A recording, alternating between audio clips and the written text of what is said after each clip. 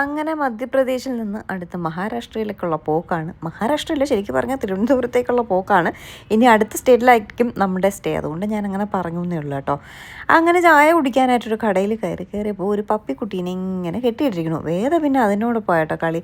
കാണാൻ നല്ല ഭംഗി. ഇവിടങ്ങളിൽ മിക്കവാറുമുള്ള എല്ലാ വീടുകളിലും പട്ടി ഉണ്ടാവും.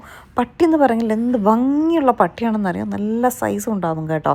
ഈ പട്ടിയെ കാണാൻ നല്ല ക്യൂട്ടായിരുന്നു. വേദ കളിപ്പിച്ചതിൽ കുഴപ്പമൊന്നുമില്ല കേട്ടോ. ചായ കുടിക്കാൻ നിർത്തിയതാണ്. ചായക്കടകളൊന്നും ഉണ്ടായിരുന്നില്ല. പതിയെ വെയിൽ വരുന്നുണ്ട്, ചൂടൊക്കെ ഉണ്ട്. വലിയ തണുപ്പൊന്നും ഇല്ലെങ്കിലും ചെറിയ രീതിയിൽ തണുപ്പുണ്ട്. പക്ഷെ നല്ല രീതിയിൽ സൂര്യൻ ഉദിച്ച് വന്നിട്ടുണ്ട് കേട്ടോ. നമ്മൾ അങ്ങോട്ട് പോയപ്പോഴുള്ള ക്ലൈമറ്റും അല്ല, നമ്മൾ കഴിഞ്ഞ പ്രാവശ്യവും പോയപ്പോഴും ഫുൾ മഞ്ഞൊക്കെ ആയിരുന്നു കേട്ടോ. ഒരു മഹാരാഷ്ട്ര വരെ അതൊക്കെ ആയിരുന്നു.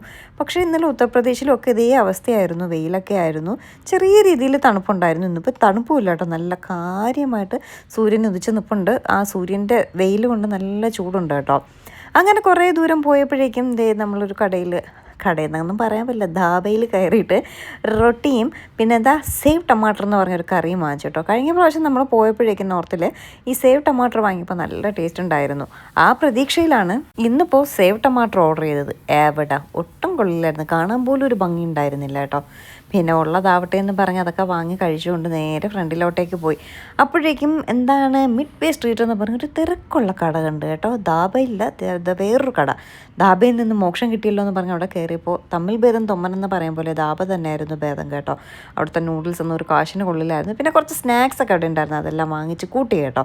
സാധാരണ ഈ വഴിക്ക് പോകുമ്പോൾ അതൊന്നും കിട്ടാറില്ല. അത് കഴിഞ്ഞ് കുറച്ച് ഫ്രണ്ടിലോട്ട് വന്നപ്പോൾ ചായ കുടിക്കാൻ കൊതിയായിട്ട് ഒരു കടയിൽ നിർത്തിയപ്പോൾ നമ്മുടെ നാട്ടിൽ പരിപ്പോടെ എന്ന് പറയും, അവർ ഡാൽ ഫ്രൈ എന്നുള്ള പേരിൽ കുഞ്ഞു കുഞ്ഞു വടകളായിട്ട് നമുക്ക് തന്നു. അത്ര ടേസ്റ്റ് ഉണ്ടായിരുന്നില്ല കേട്ടോ. നമ്മുടെ പരിപ്പോട് തന്നെയാണ് എപ്പോഴും ബെസ്റ്റ്.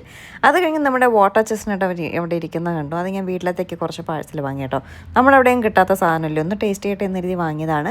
എന്നിട്ട് നമ്മൾ നാഗ്പൂർ വന്ന് ഒരു റൂം എടുത്തായിരുന്നു. റൂം എടുത്തിട്ട് ഞാനും വേദയും കൂടി ഇങ്ങനെ നടക്കുകയാണ്. ഏതെങ്കിലും കടകളുണ്ടോ, നമുക്ക് കഴിക്കാൻ പറ്റിയ ഏതെങ്കിലും കടകളുണ്ടോ എന്ന് പറഞ്ഞ് ഇങ്ങനെ നോക്കി നടക്കുകയാണ് കേട്ടോ. ഒന്നും കണ്ടില്ല. അവസാനം ഒരു ഐസ്ക്രീം ഷോപ്പ് ഉണ്ട്, അവിടെ നേരെ കയറി കേട്ടോ. അവിടെ ചെന്നപ്പോൾ ബൈ 2 get 1 ഫ്രീ ഒക്കെ ഉണ്ടായിരുന്നു. അങ്ങനെ നമ്മൾ 2 വാങ്ങി. ആ ബോർഡും വായിച്ചുകൊണ്ട് കയറി ഞാൻ ആ ഗെറ്റ് 1ൻ്റെ കാര്യം മറന്നുപോയി കേട്ടോ.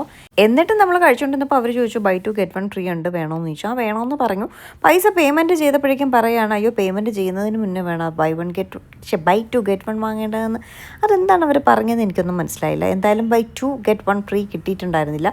ആ 2 ഐസ്ക്രീമും കഴിച്ചിട്ട് നേരെ റെസ്റ്റോറൻറ്റിൽ വന്നു.